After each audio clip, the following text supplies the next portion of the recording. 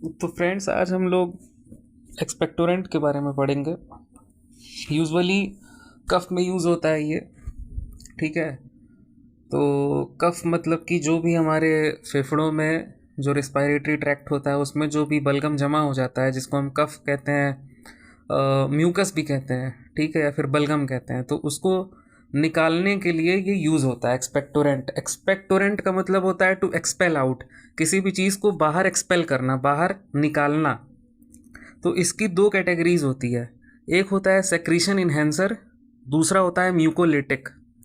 तो secretion enhancer के जो एग्जांपल्स होते हैं वो होते हैं जैसे पोटेशियम सिट्रेट हो गया, पोटेशियम आयोडाइड हो गया, गुआइफेनेसिन हो गया, टोलू बाल्सम, वसाका और अमोनियम क्लोराइड हो गया। तो इसमें से जैसे जो गुआइफेनेसिन है, टोलू बाल्सम है, वसाका है, ये सारे प्लांट प्रोडक्ट्स होते हैं। और एक चीज़ और है इसमें, खास बात यह है कि जितने भी ये एग्जाम्पल हैं सेक्रीशन इन्हेंसर के, इसमें से खाली गुआइफेनेसिन ऐसा है जो कि अभी करेंटली अप्रूव्ड है मार्केटिंग के लिए। बाकी जितने हैं यूएस एफडीए ने सब पर पाबंदी लगा रखी है। बिकता होगा वो अलग बात है। इंडिया में तो हर बैन चीज़ भी बिकती है, निमोसोलाइड भी बिकती है जो कि बाकी कंट्रीज़ में बैन हो चुका है। तो गुआइफेनेसिन एक ऐसा एक्टिव इंग्रेडिएंट होता है, ठीक है, सेक्रीशन इन्हेंसर का, जो सिरप्स होते हैं, जो कि अभी भी बिक रहा है।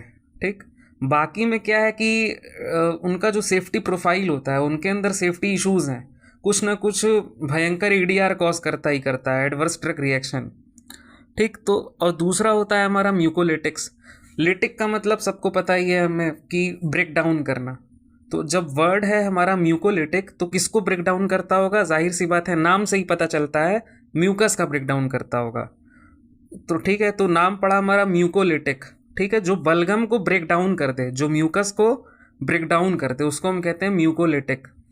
अच्छा, दूसरे इनका जो एग्जांपल होता है वो है जैसे ब्रोमहेक्सिन है, बहुत ही कॉमन एग्जांपल है। एम्ब्रोक्सॉल है, सबने सुना होगा।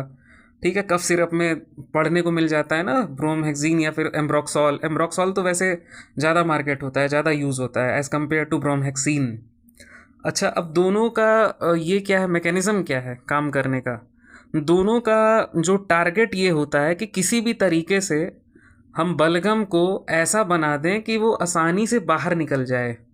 ये मेन मकसद होता है सेक्रीशन इन्हेंसर का भी, यही मेन मकसद होता है म्यूकोलिटिक का भी।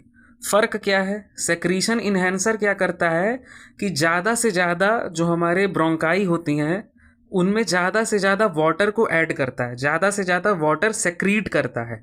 जब ज़्यादा से ज़्यादा वाटर को सेक्रीट करेगा तो हमारा जो बलगम होगा वो क्या हो जाएगा? बहुत ज़्यादा तरल हो जाएगा, बहुत ज़्यादा हाइड्रेटेड हो जाएगा। मतलब कि उसकी जो विस्कोसिटी होती है वो कम हो जाएगी। ये चीज़ है। और यही काम म्यूकोलिटिक का भी होता है। पर म्यूकोलिटिक का क्या डायरेक्ट एक्शन है, वो म्यूकस को ही तोड़ देता है। ठीक है, जब म्यूकस टूट जाएगा तो उसको निकालने में आसानी होगी। तो दोनों का क्या है, दोनों जो कैटेगरीज हैं, दोनों का यही काम है कि कुछ भी करके, कैसे भी करके हमें म्यूकस को आसानी से बाहर निकालना है। या तो हम उसको ज़्यादा लिक्विडेट कर दें, अगर उसको हम ज़्यादा लिक्विफाई करेंगे, हाइड्रेट करेंगे, तो जो हमारा म्यूकस है वो क्या होगा? लेस विस्कस हो जाएगा। जब मतलब तरल ज़्यादा हो जाएगा, जब ऐसा होगा तो मतलब उसको निकलने में आसानी होगी। उसी तरह से जो हमारा म्यूकोलिटिक होता है, अगर हम म्यूकस के अंदर जो प्रोटीन होता है उसको अगर हम तोड़ देते हैं, ठीक, यही काम होता है म्यूकोलिटिक्स का। जो म्यूकस, जो बलगम है, वो प्रोटीन से बनता है, वो होता है पूरा एक तरह से पॉलीमर होता है। तो अगर हम उसकी चेन को तोड़ दें, उस पॉलीमर को, तो क्या होगा? जब वो टूट जाएगा, जब बलगम का स्ट्रक्चर ही टूट जाएगा, मॉलिक्यूलर स्ट्रक्चर ही टूट जाएगा, तो वो क्या होगा? उसको निकलने में आसानी होगी। ठीक। तो यही काम होता है, दोनों का टारगेट सेम है कि मतलब कुछ भी करके म्यूकस को ऐसा बना दो कि वो आसानी से निकल जाए।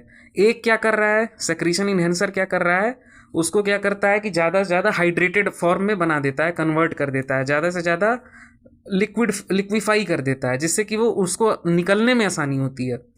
उसी तरह से जो हमारा म्यूकोलिटिक होता है, ये म्यूकस को ही तोड़ देता है। जब म्यूकस टूट जाता है फिर तब भी इसको निकलने में आसानी होती है। तो the target is same but the way is different. ये होता है डिफरेंस। थैंक